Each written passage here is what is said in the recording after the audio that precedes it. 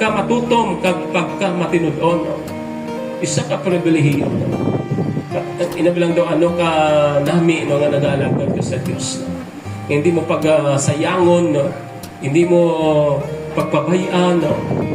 So remain, no, very faithful. No? Nga kung ang imo nga, paano ang imo ba lang nga nabaton, no? So tutumi lang, no? So maging maayo ka nga tulogyanan, no? Hindi mo pagpakanubuon, kita mo dira sa may kapitalista dira sa Bible, yung tagaan kapital, pila katali ng isa, pero sa lipot ng istorya, may isa dira nga ginkuhan niya lang, no? Gin tago iya, ginlubong iya. Pag-abot o kisang agalo, ikabalo man siya gali, nga agalo, nagakuha sa wala iya ginapangabudlayan. Stricto.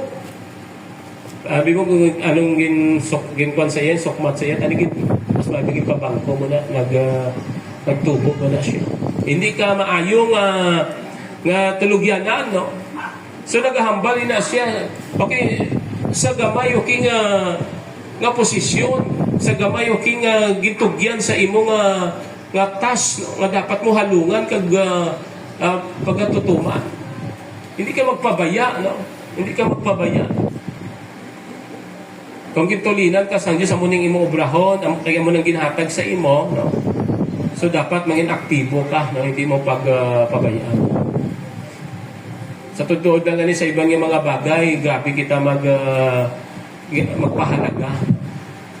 Pero kung i-equal mo na sa inabalang ipantay mo na sa hindi sa kapantay sa ginhatag ng Diyos nga pribilehiyo sa imo. So, kaya nga kung isa nag-abot man na siya, bagod nag-alagad ka sa Diyos, amo na siyang kamaturan mo. Nag-abot ang ilang bagay, bagod naging matutong ka sa Diyos.